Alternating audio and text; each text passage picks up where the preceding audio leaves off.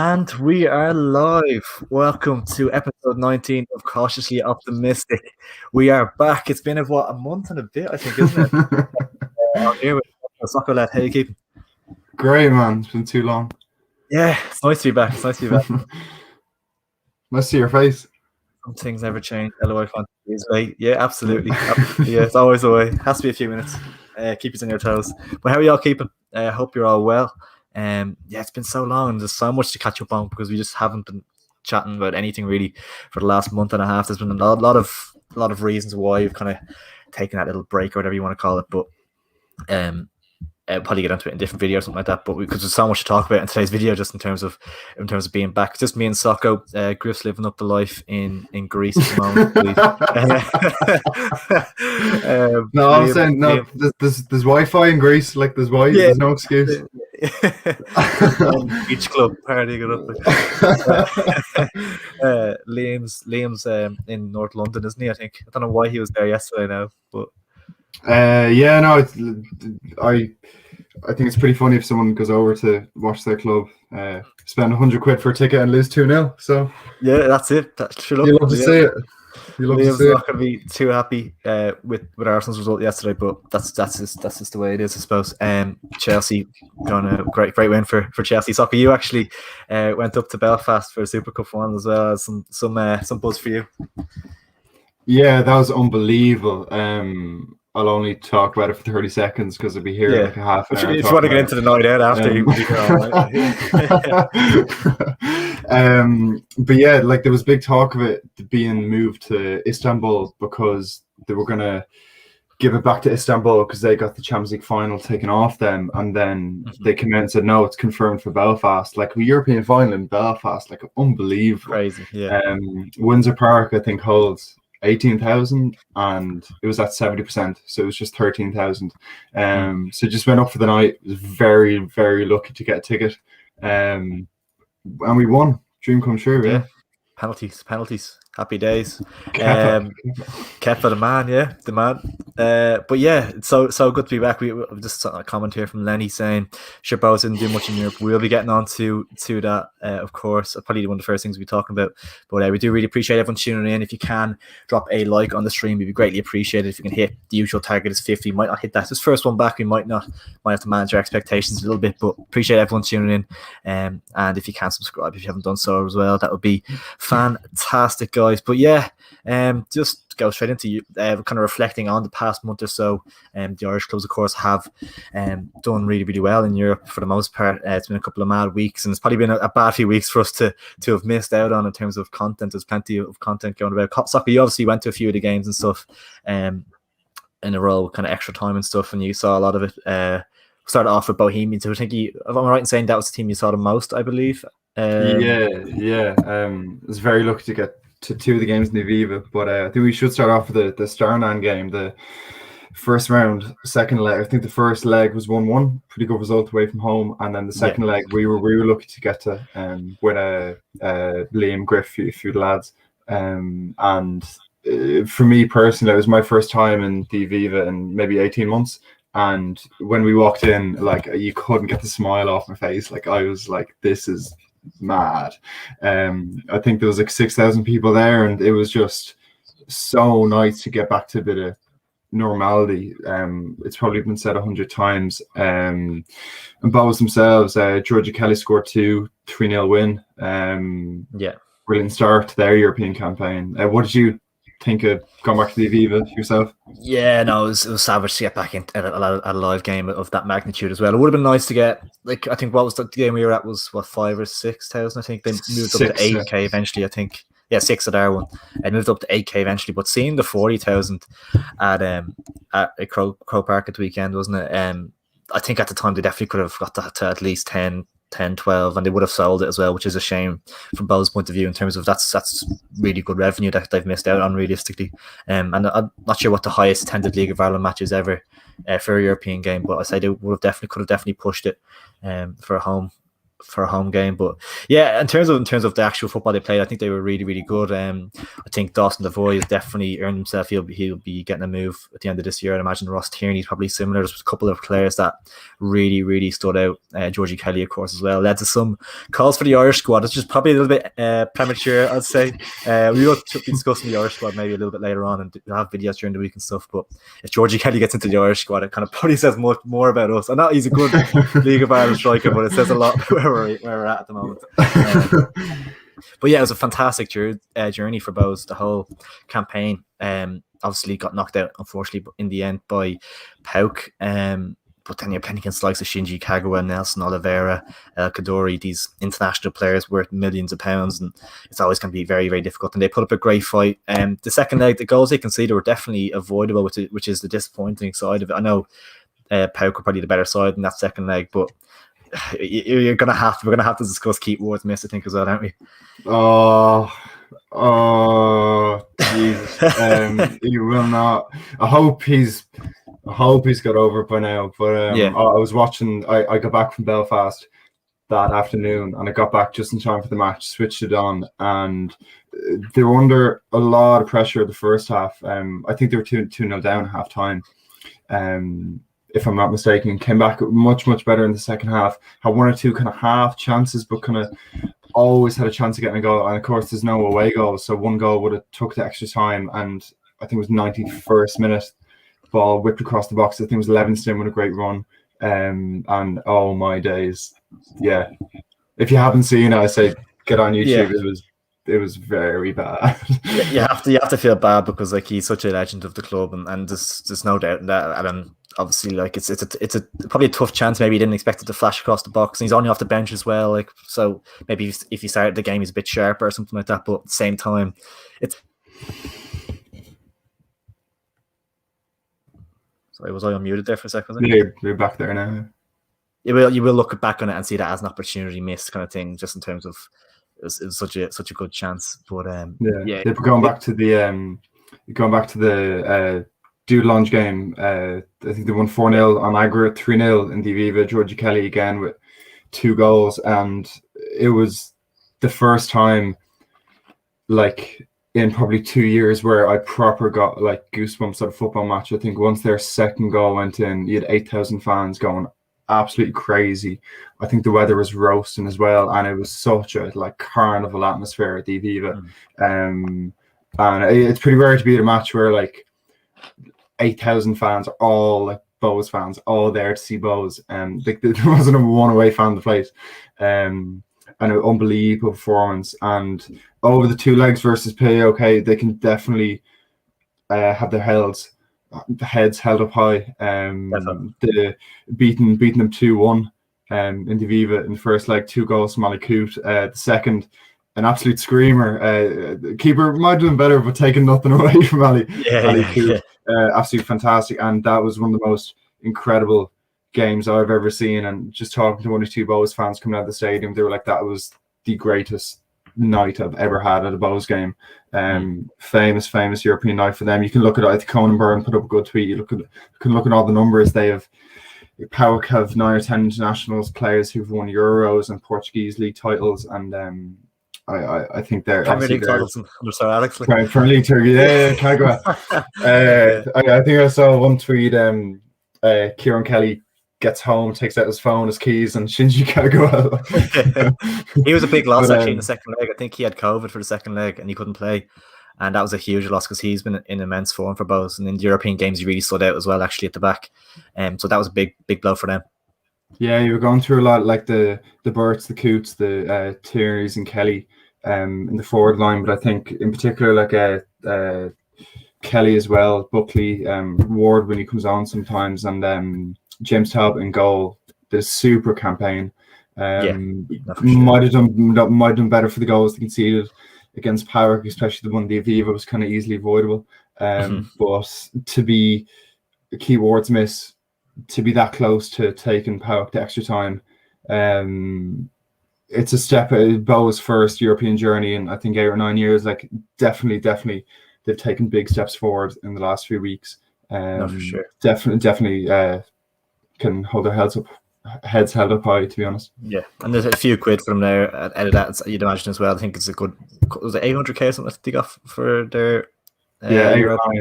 Yeah. So that's money that will just come back into the club and keep improving everything off the pitch and stuff as well, which they have done a really good job of. And they've come along, they've made great strides in the last few years, coming from where they were kind of lower end of the table, even coming up to competing in Europe nearly every season. So yeah, and then starting to get, and I think the Conference League is actually great, isn't it, for Irish clubs as well, because you can see more of a route to maybe a group stage and stuff like that as well. And actually, maybe it's a little bit off topic, but it just popped into my head there. Did you see Sheriff? The team from Moldova who Dundalk beat last year. I think they could qualify for the group stage of the Champions League. Really? The Champions League. Oh, yeah. That's mad. So it shows you like it is. I'd love for that to happen one day. Like you just never know. But yeah, it would take a lot of luck, I think, wouldn't it? Really, but just the draw you get. But definitely there's routes there. But I think the Conference League is great because it gives you that realistic route of earning the money and getting far in Europe as well. Yeah, 100%. Like, what have we had in the last 10 years? You've had Dundalk twice and Rovers once, if I'm not wrong. So 3 Europa League qualifications in 10 years. So you'd much rather a Conference League qualification every year rather than like 3 out of 10 years in the Europa League. Yeah. And the money is invaluable too. Like even I know they went out a bit early, but Sligo and Dundalk earned a good few bob as well for their kind of exploits. And I'm seeing Rovers in the second leg on Thursday now, but it's definitely it can only be positive now in the years ahead in the League of Ireland. So like this season, the first place gets the Champions League qualifier, and then there's 3 Conference League places. Yes, yeah.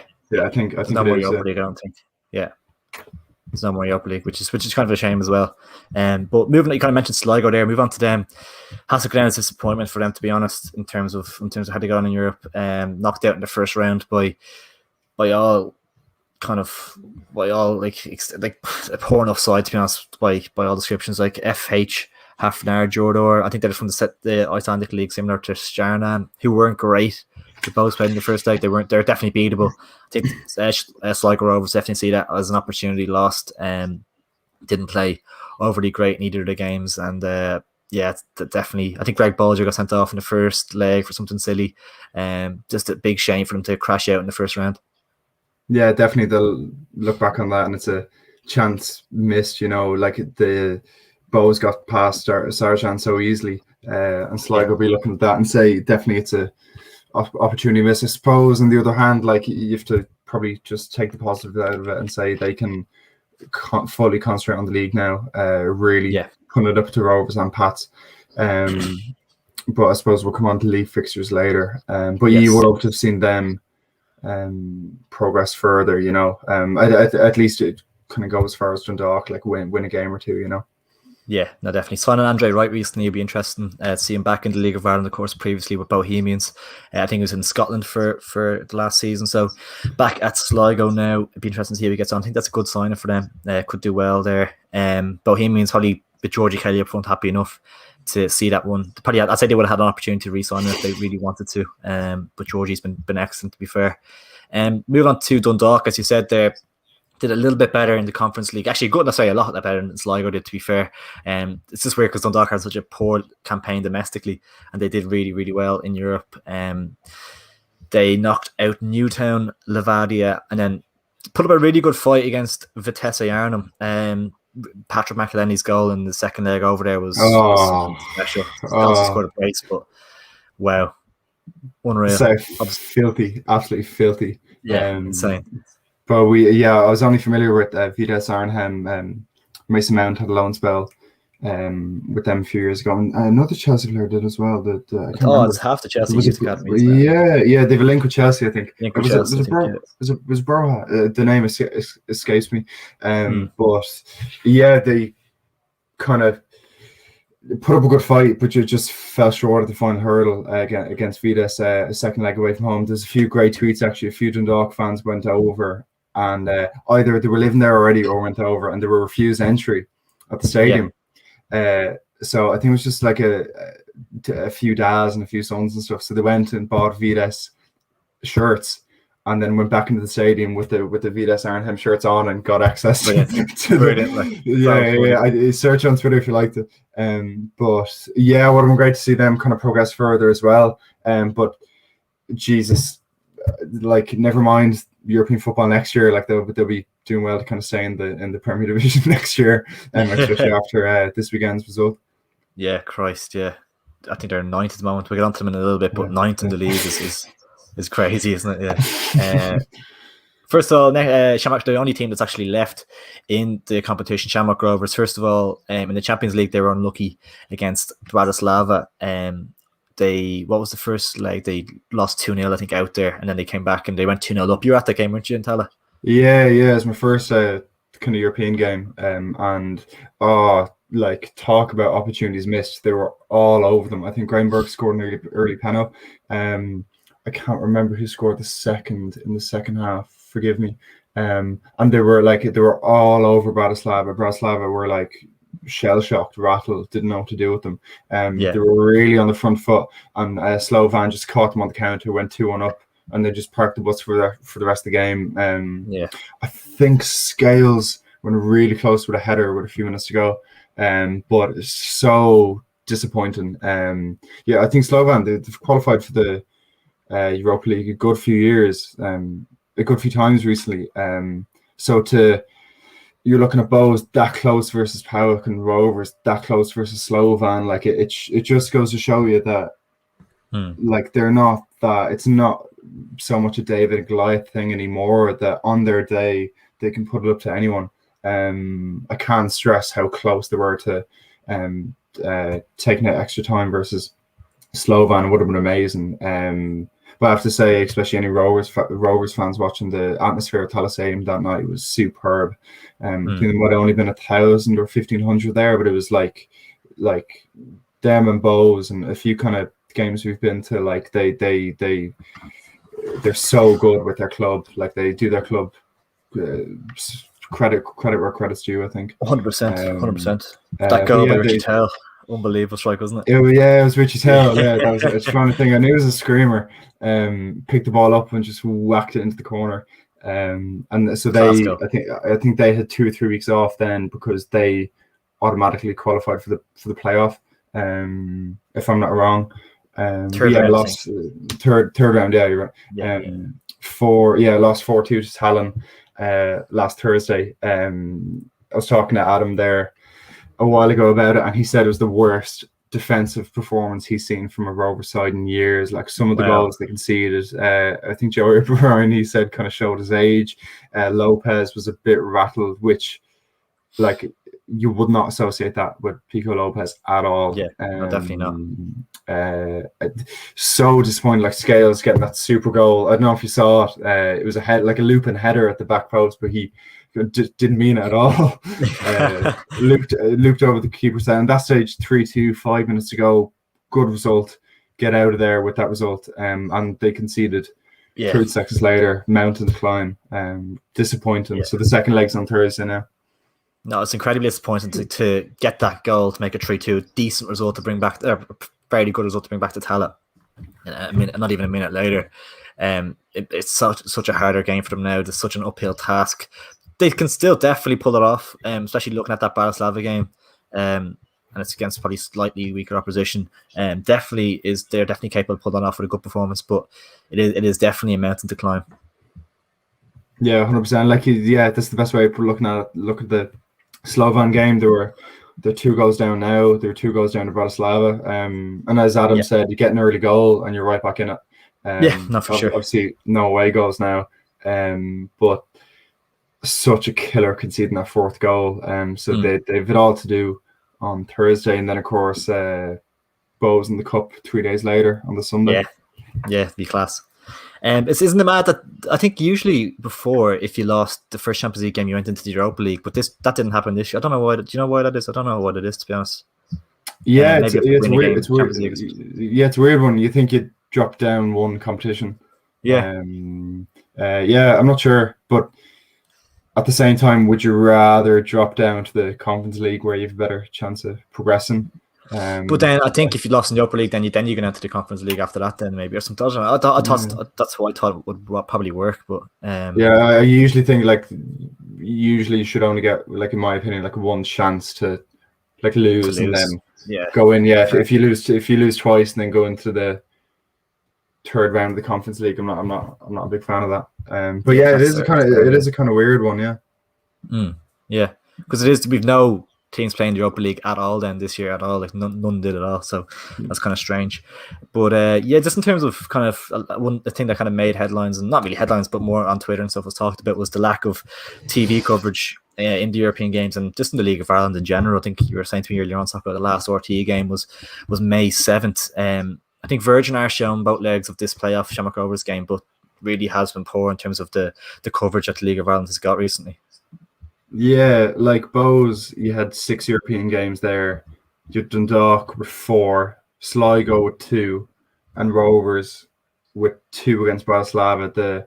So against Talon, the first leg I think was on Virgin, and then next Thursday I think it's on RT. I'm not too sure. I have to double check. So yeah, I think David Snade wrote a great piece. He asked Keith Long after the Parrott game, what does he think about like just the total tone deaf lack of TV coverage. Not only the European games, but someone did the numbers, and it was, as I said, May 7th since the last league game was televised, and it's an absolute disgrace, to be honest. Don't tell me RT are strapped for cash when they're paying some of their presenters right over the £500,000 quid. Like, you know the type of way. Like, I don't know. It's not hard just to set up 1 or 2 cameras and a bit of punditry. We're not asking for much. I don't think a game a week is too much to ask for. Like when you're a national broadcaster, should be broadcasting the National League. Like TG Gahar do unbelievable work with the club championships every single year. And some of the second captains guys were saying that like for the league to reach its potential and for the league to kind of grow and attract new fans, in any league season, you have a start, middle, and an end. You have a kind of a narrative. So you have like managers who hate each other, rivalries. You might have like unbelievable goals, fans hating each other, all these sort of things. Managers bickering with each other. So if you're following the league in the spring, so May 7th to now, that's a gap of 3 months. 3 months or more. Where there's just a gap, and then RT might have a few games in the autumn. It's like, oh yeah, by the way, there's a big title race in Dundalk or 9th, and Longford will probably be relegated, and like people can't get into that, you know. No. It's a disgrace, to be honest. And Keith Long and Stephen Barley said in the last few weeks that themselves and a few League of Ireland managers had meetings with RTE and a few other people at the start of the year, and the general consensus was like, they don't want to know. Either they don't want to or they don't have the money. I don't know if it's easy to give out to the FAI. I don't know if it's up to them, if it's up to I don't know.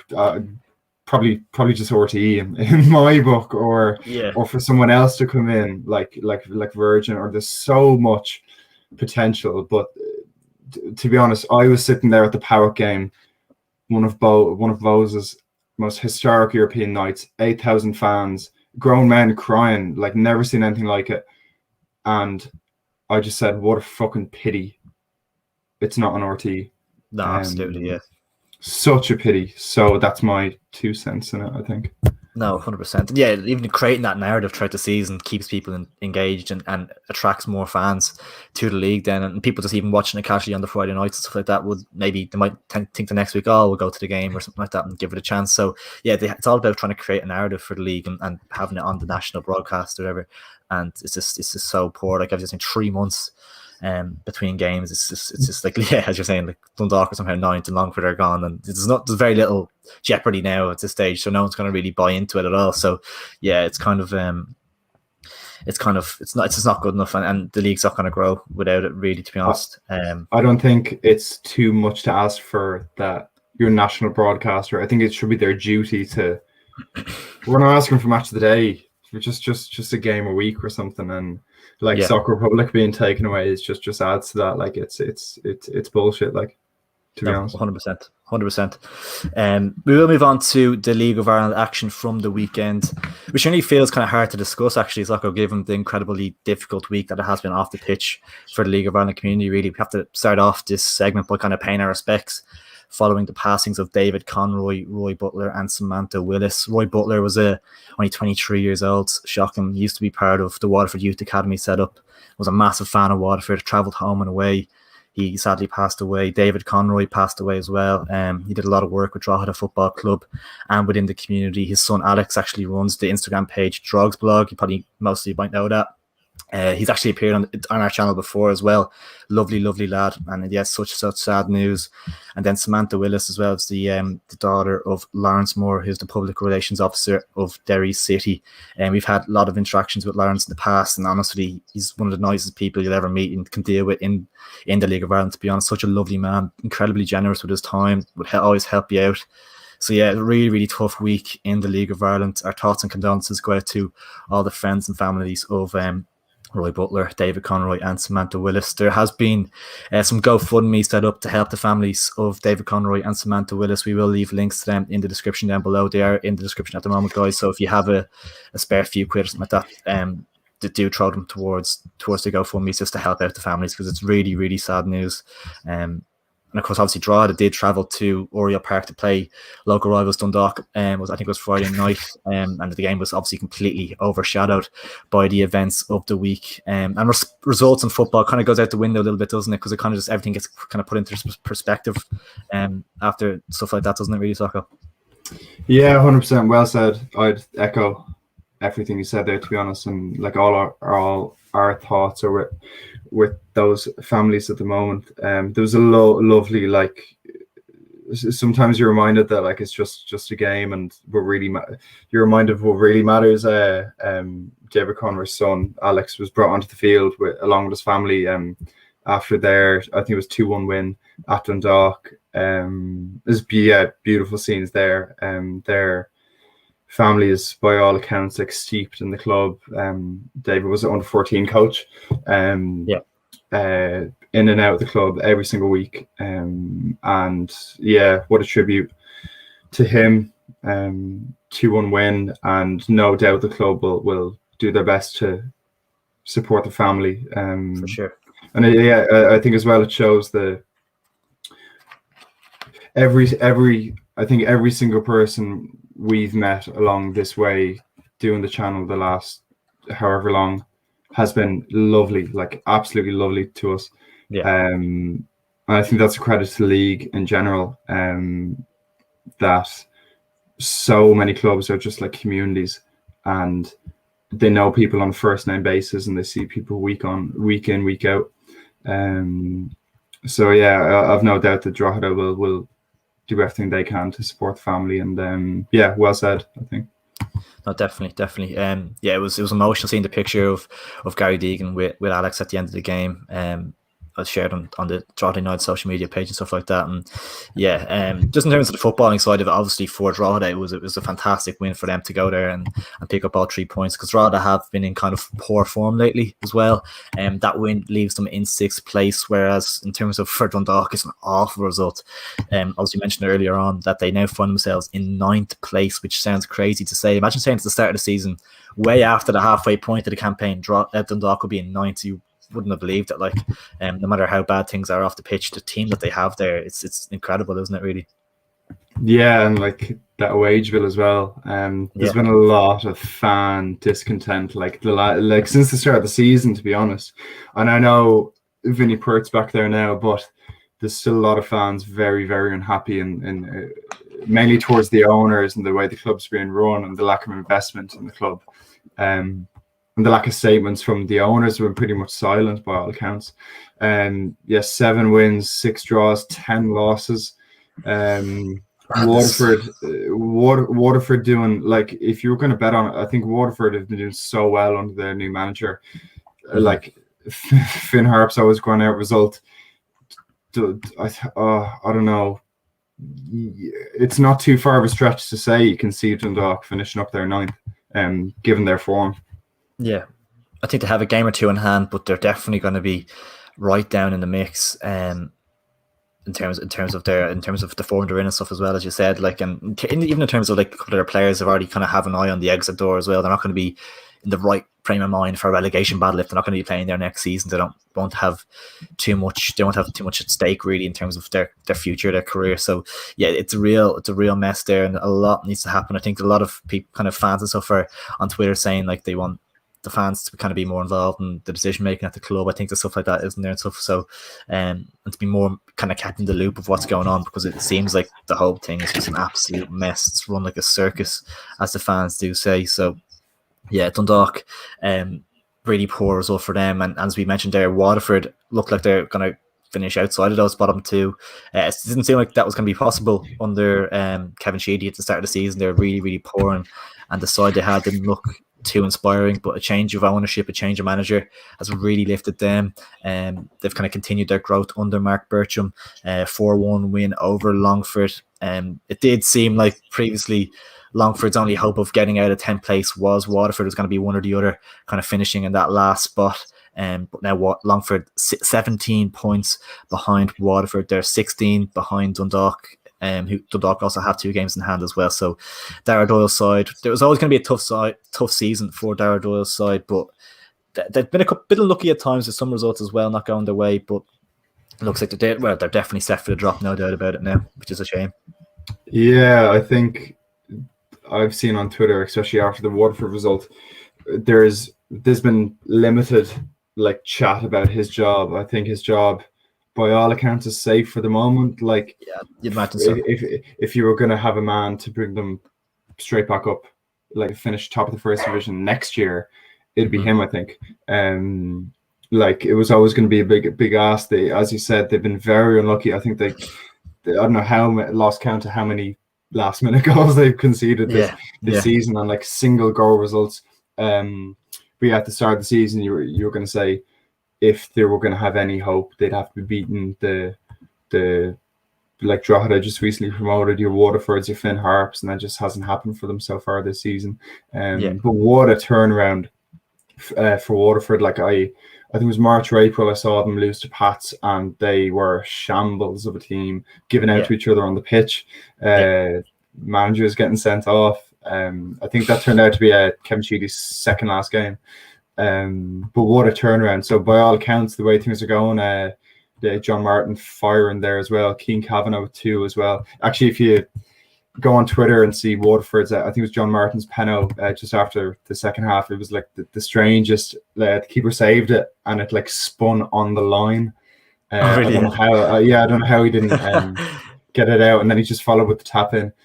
That's good. But yeah, super win for them. And like, again, you can see them just finishing in that maybe seventh place probably. Yeah, because I remember at the start of the season, I think I predicted Waterford like 9th or 10th, and it was looking good. I think you did 7th, and I was kind of slagging it off, and now it looks like you'll be right in the end. But yeah, no, Waterford, you have to give Mark Birkham a lot of credit, because he's really turned it around there and got the players on board and playing for him. And I think it's a 3-year deal that he got. I think it was a new 3-year contract he got. I think, wasn't it? Which he probably is. Maybe, do you feel it's a bit premature? Or do you think I think it's deserved probably, but they obviously just want to believe in him and are backing him. Yeah, he was only given that like a month or 2 into the job. Like, I think he signed till the end of the season, and then they got the 3-year deal. So he's obviously made a good first impression. Thomas Tuchel buzz, like. Thomas Tuchel buzz, exactly. Yeah, to go on and win the Europa League Conference League now.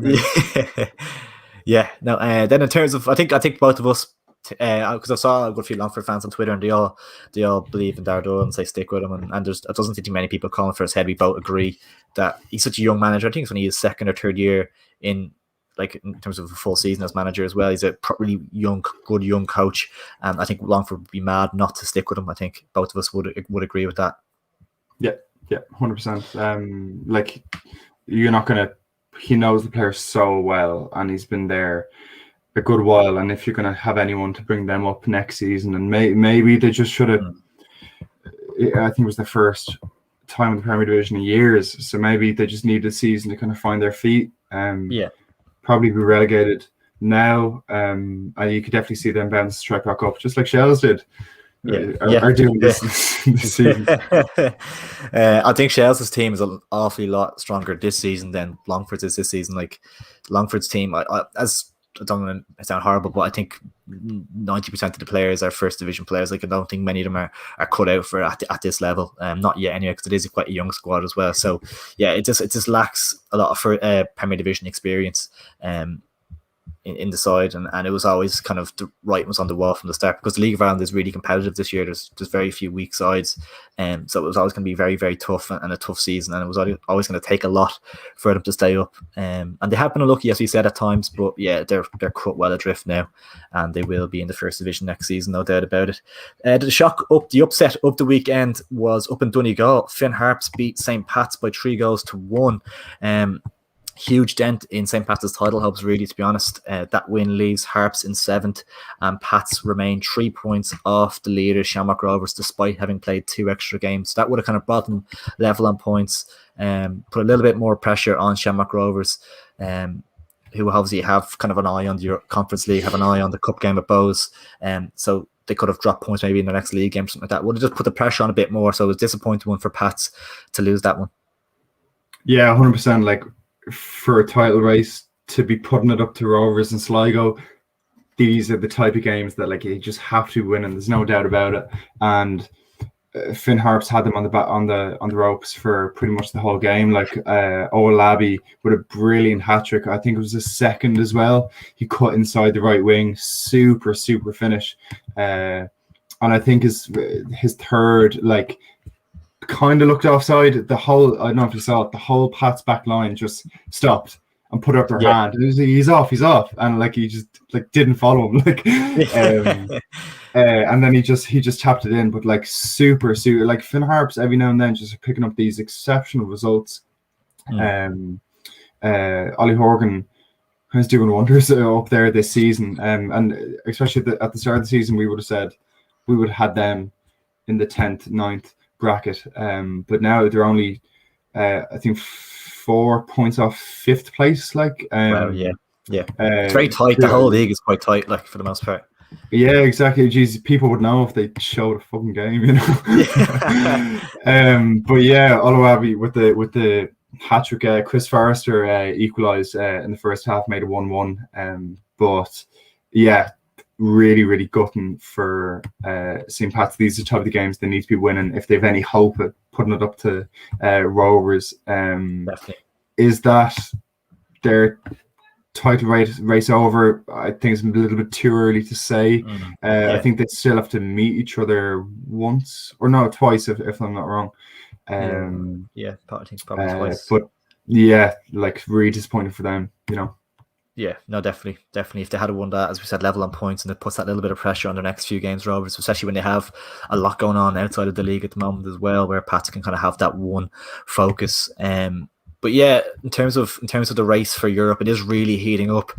Sligo Rovers lost 2-1 to Derry City. I just saw something up here. Is this true? Wait 1 second. There's a comment. I think it says something like Sligo have lost 7 games in a row now, something like that, which can't be right, is it? I think Lenny said it somewhere. That's not true, is it? 7 defeats in a row now for Sligo, I believe. Not good enough. That can't be right. But yeah, I know they've been in poor enough form as of late, but it can't be 7 losses in a row. 4, 5, 6. I think it's 6. 6 is it? Oh, nice. 6 and 6, and then the European game, so 7. Yeah, it looks like they haven't. Gee, Mark. Yeah. The last win, it says here, was the end of June. 4-0 to Bows, like 4-0 to Bows, yeah. Johnny Kenny hat trick, actually. Yeah. That's mad. They haven't won since that game. That's crazy. Yeah, I saw something else saying Bucko out as well, Liam Buckley. But like that's actually I didn't actually realize that was the case. To be honest, that's poor with Sligo now. But obviously a disappointing result again against Derry, Derry have been quietly creeping up the table. In 4th place now. A late Ronan Boyce goal moved them just behind Sligo. The top 5 is a little bit messy at the moment with the games and points played. I have a picture of the league table here. I'll pull up now. So like kind of Bows are in 5th and they have 34 points, but they've only played 22 games. And now they have no European distraction as well, which is another factor. Derry are in 4th place. They have 37 points, but it's from 25 games. Sligo in 3rd have 38 points from 23 games. But so it is really, really tight. The games played has to be taken into account as well, though. Derry are obviously kind of in the weakest position for that European spot, top 4 position in terms of the games they've played, but they've been much, much improved under Rory Higgins. And I think the battle for the European spot will definitely go down to the wire. And with the form they're picking up at the moment as well, they definitely won't be far away. Yeah, 100%. It'll even out once kind of Bohs and Sligo and Rovers have played their like postponed games, because it's kind of on the face of it, it kind of looks like one team's ahead of the other, but it'll kind of even out now in a few weeks. But like it's going to be such an exciting autumn, like end to the season. You've Bohs there in 5th, like. They'd be hoping to win at least 2 of their 3 games in hand, kind of put the pressure on Derry and Sligo. God, yeah, sorry, you're right. I totally forgot how much Sligo jumped off that title race. It's a three-way. I think it's a 2-way title race now. Jesus. If Sligo to 2 games in hand, they're 12 points behind Rovers. Actually, I don't think they'll see them making that up. But 2 games in hand on Pats, but they're in poor form as well. So. It's tough. Yeah, Andre Wright obviously coming in will give them a bit of a boost, possibly. Yeah, hopefully. But it's going to be really exciting next few months there. Really hard to predict. Like all season long, like everyone's been beating everyone. Even like Pats in 2nd, you going to Finn Harps there on the weekend, you say, should be kind of like a handy enough 3 points, and then Finn Harps go out and smoke them.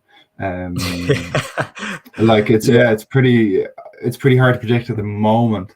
So it's 1st gets the Champions League spot, and then 2nd, 3rd, and 4th. Yeah, so one of them teams will just miss out, and of course you've Drogheda kind of in the mix there too.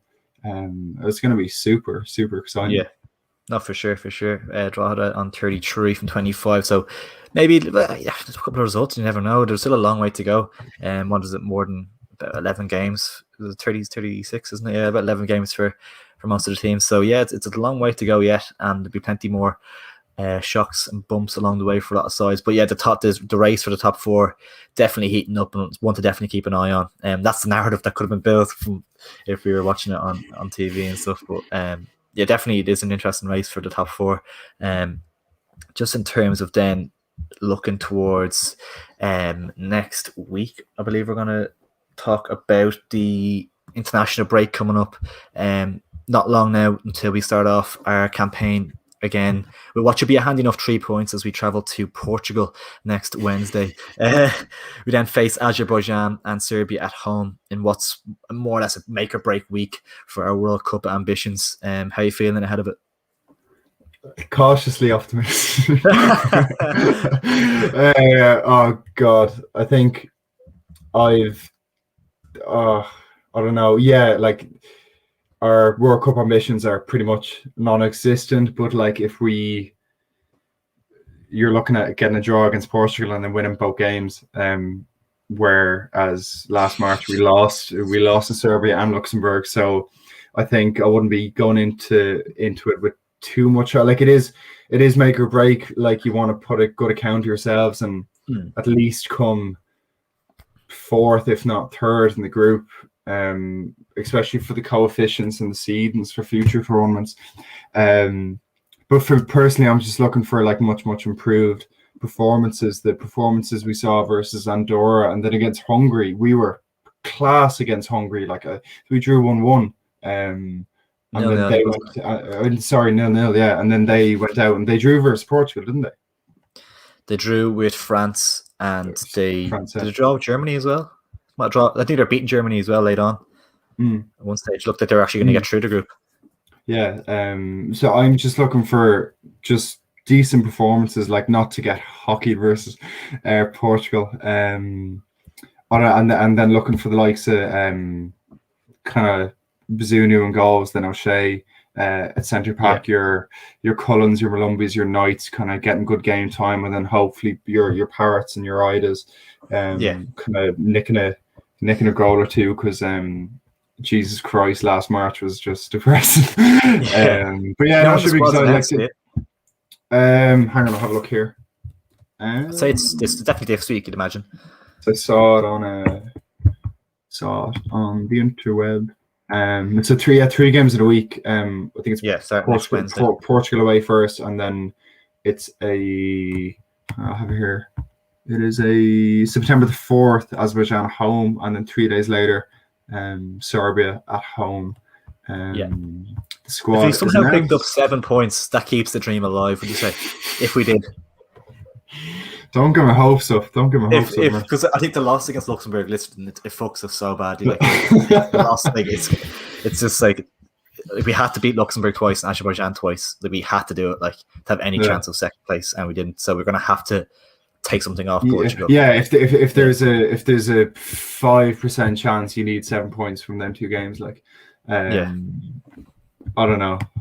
The squad's announced on the 26th, which is Thursday. So we might do a squad prediction video possibly before that. Maybe do a squad reaction video after. Then start looking at like lineup videos and stuff like that. So we'll have plenty of content out over the next 2 weeks with the Irish.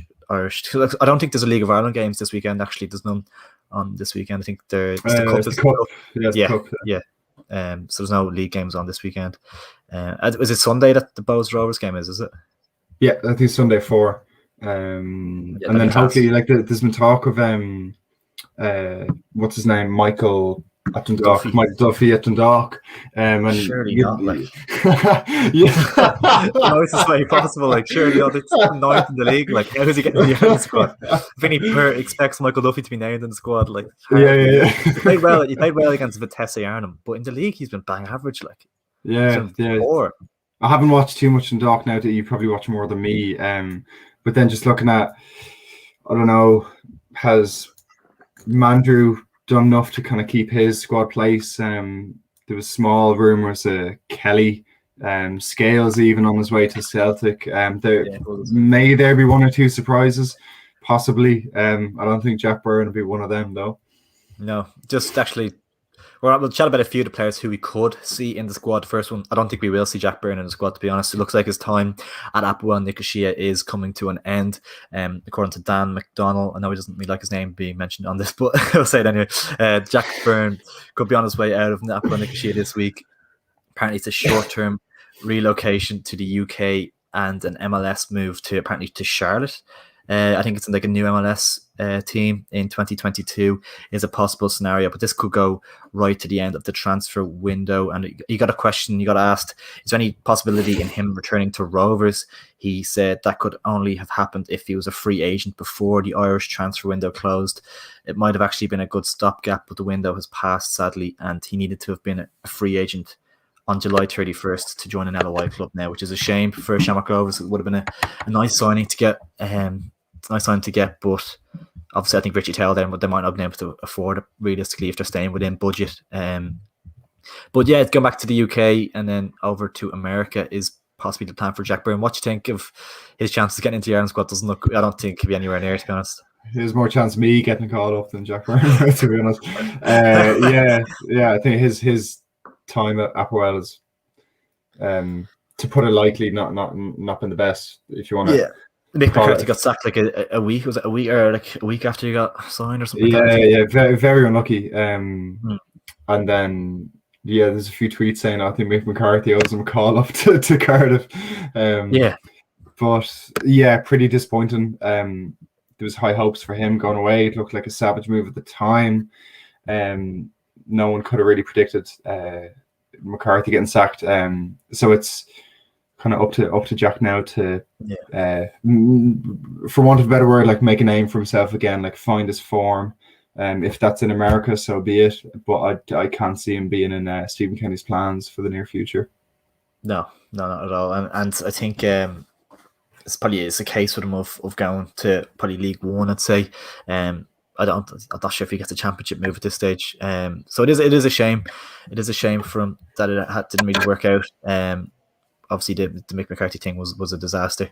It didn't go to plan. I think they had 16 managers in the last 8 years or something like that. So it just didn't seem maybe like a good fit in terms of sounds like Chelsea. Yeah. But in terms of a player we have to mention, probably our most informed player right now in the Premier League. Great to see after a tough year he had on and off the pitch last season. He scored at the weekend as Brighton made it 2 wins from 2. Mr. Shane Duffy, and he'll probably be guaranteed to start now with the form he's in. Yeah, I'd say so. I say I don't know. Will we play wing backs? We play. Will we play 2 centre backs. There'll definitely be Duffy in there as well. A superb header. Like, I couldn't believe it when I saw it. Like, you always think it's just him, just run onto it and then powering it into the net. But like, he really had to get power in his neck to get it. It kind of looked like me at the Astro. Like, it was a superb header, like kind of hit both posts and went in. Delighted for him. They've made a good start to the season. And we were saying it the other night, one of our 2 only players who are playing in the Premier League at the moment. So kind of if we were going to have any hope next week and in the next games ahead, Duffy's going to have to be on his game for them. For sure. A player who's got had a bit of a breakthrough season is Gavin Kilkenny. He's a 21-year-old midfielder for Bournemouth. He's started for them so far this season, played 4 out of 4 games. He picked up a man of the match award, I think, in their opening game of the season. Scott Parker is his manager, obviously a quality midfielder in his day, rates him very, very highly. And it's kind of playing him in a different role to what he used to do. I think he's more playing him in kind of like a deep line playmaker role, where I think he was a bit further forward previously, especially with the injury to Jason Knight. I'm sure that Gavin there's a high possibility that he will get into the squad and get his chance. And he's been good so far from the season. It's good to see another option in midfield, isn't it?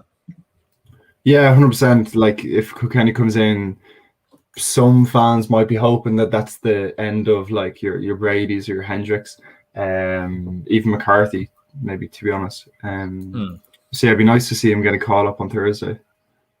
Definitely. Sticking with Bournemouth, actually, Mark Travers has featured in all 4 league games for them this season. So he's technically been the Irish goalkeeper that's playing most regularly at the highest level. Previously, the 3 you would expect to see in the squad on Thursday would have been, of course, Darren Randolph, Queeveen Kelleher, and Gavin Bazunu. Darren is actually now 3rd choice at West Ham following the arrival of Areola from PSG. Kelleher, obviously, 2nd choice at Liverpool behind Alisson. Then Bazunu is playing regularly in the league below Travers at Portsmouth.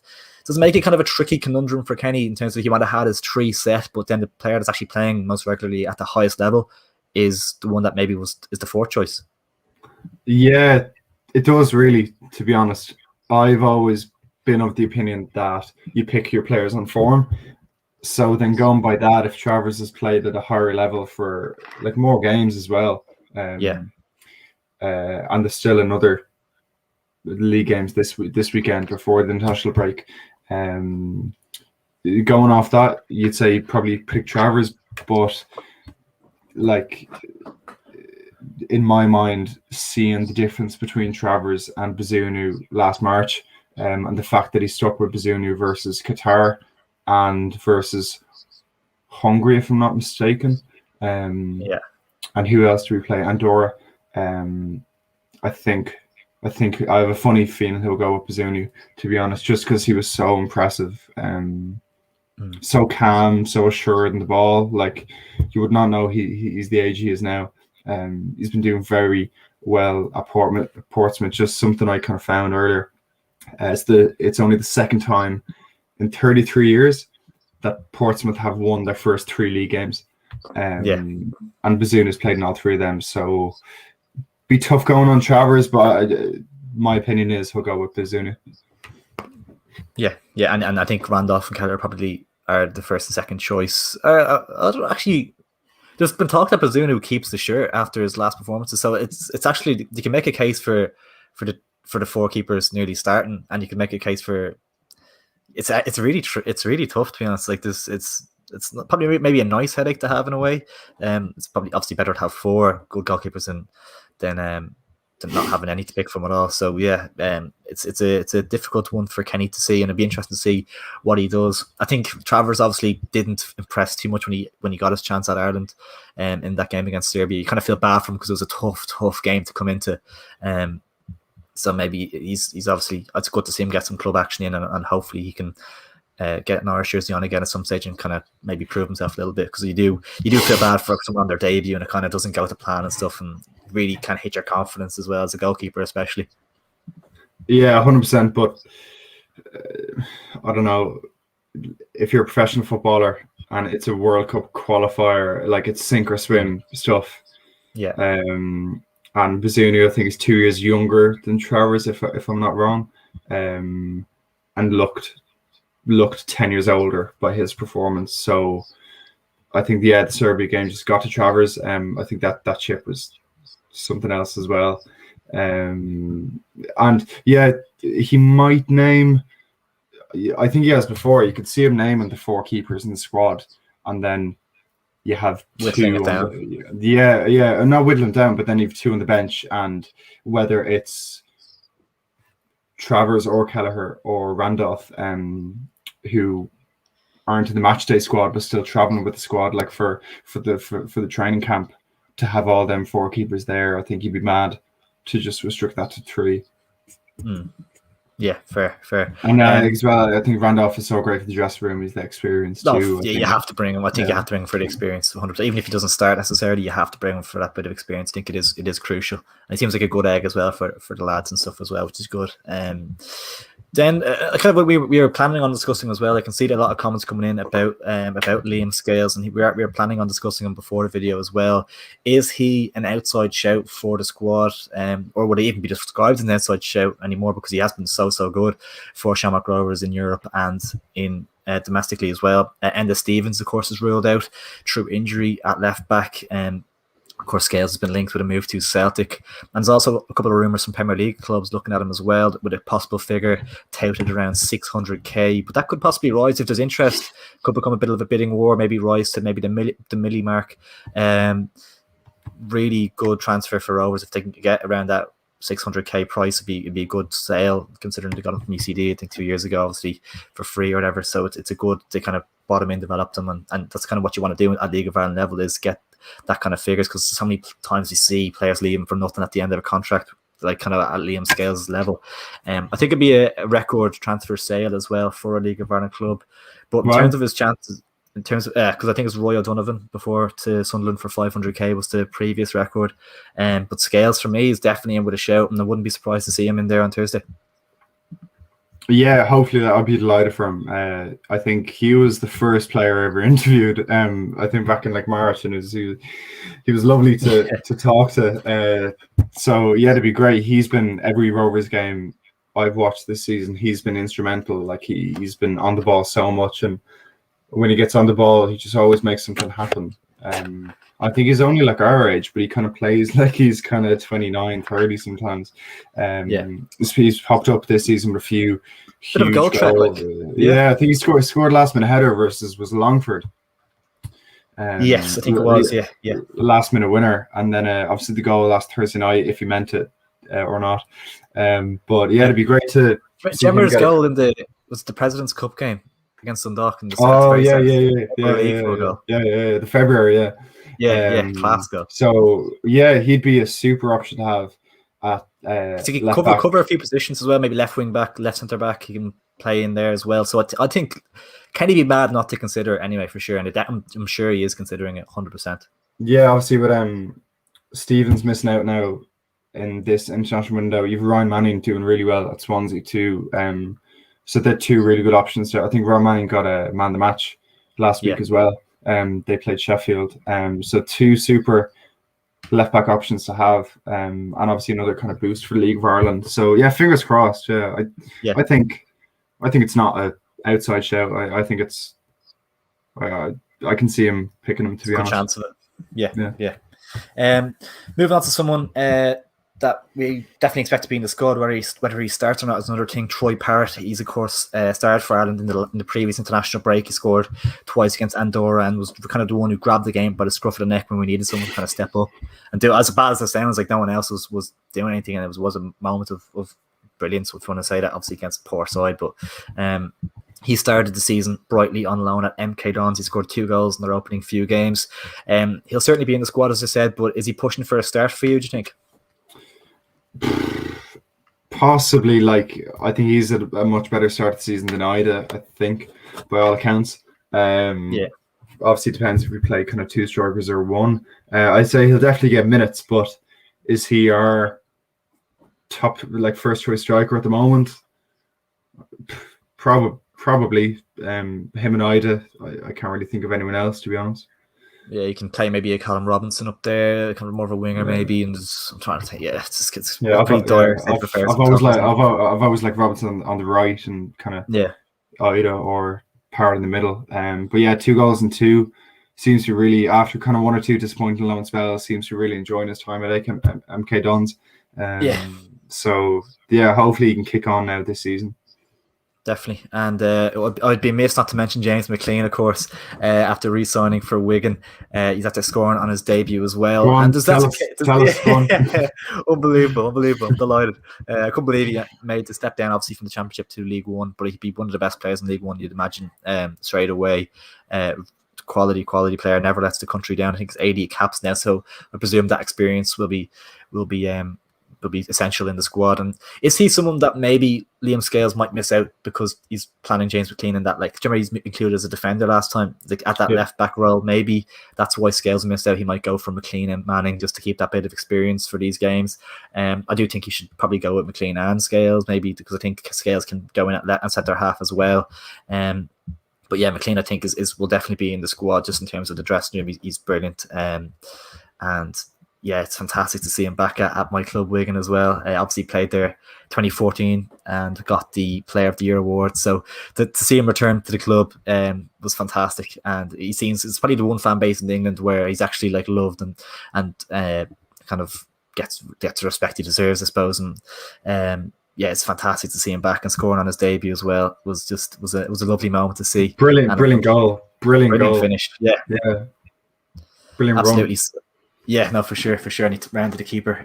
So it was a really, really good goal. And I was thinking maybe before that moment, because he hasn't really featured for Stoke before that, would Kenny have maybe, if he was still at Stoke now, would Kenny maybe have said, we'll leave him out of the squad because he isn't really playing regularly, but a couple of games under his belt. And he never can ever question his fitness either, because I think that night for Wigan, he came off the bench and then came home, long journey home, went straight to the gym after, like in the evening time, went straight to the gym. Like, so you can never question his professionalism or his fitness. I think he's always keeping himself in good shape. So yeah, I think he'll definitely be in the squad on Thursday. Yeah, 100%. I think that story he put up, it was like 1:45 in the morning. Mad bastard. I love it. Such a good character, such a gas character. But yeah, super move for him. You can see he really wasn't happy at Stoke last season. He bit of a falling out with Michael O'Neill, especially the last international window. Stoke didn't want him to go, and you cannot say to James McLean, you're not gonna go out with Ireland. Like he's going to do everything. Definitely way too injured to have gone as well. Like, this is the funny thing about it. He's going to do everything he can to represent Ireland, represent his country, and like every time. It was the first time he scored in a while. It was that goal versus Qatar. It was great to see as well last March, I think. So yeah, 100% put my house on it. He'll be in the squad, and I'd love to see him start because I think he's kind of what's he 32 now? 32, I think. Yeah, but he still has really good pace, and I can see him starting against Portugal. To be honest, and maybe Azerbaijan. Yeah, and maybe Azerbaijan too, like just keeping up with their pace, keeping up with their kind of wingers as well. Does the defensive work as well, which against Portugal will be needed from the kind of attackers as well, getting back and getting people behind the ball and stuff. And he's fond of a smash and grab goal, as we well know. Special moments in Cardiff. Yeah, we all owe that man a big pint one day. Absolutely. But yeah, so as we were saying before, we will have plenty of content coming out ahead of the FAI Cup games probably as well this weekend. We're gonna have content coming for the Republic of Ireland international thing as well. We're gonna probably might do a squad prediction, which we might film that tomorrow, something like that, possibly, or Wednesday or something, ahead of the game ahead of the squad announcement on Thursday, which we're excited to see. Might do a little reaction after that then, and then we'll be doing like lineups predictions. maybe I might do a watch along for one or two of the games. We'll see how we're fixed, and definitely have some reactions and stuff definitely coming throughout the international break. So make sure to stay tuned here on LOI Fan TV. If you did enjoy the stream, guys, so good to be back. I'm so happy to be back. If you did enjoy the stream, me do too, drop a man. like. Good crack. Oh, so good, so good. Missing a few of the lads, but me and Socko holding the fort down. And I really, really enjoyed it. If you did enjoy it yourself, do drop a like on the stream, and if you can subscribe as well. I'm trying to hit that 2720 mark, trying to hit that 3K mark soon anyway. Be greatly appreciated if you can do all that good stuff. Socko, absolute pleasure as usual. Cheers, man. Appreciate it. Top stuff. Thanks for watching, guys. See you later.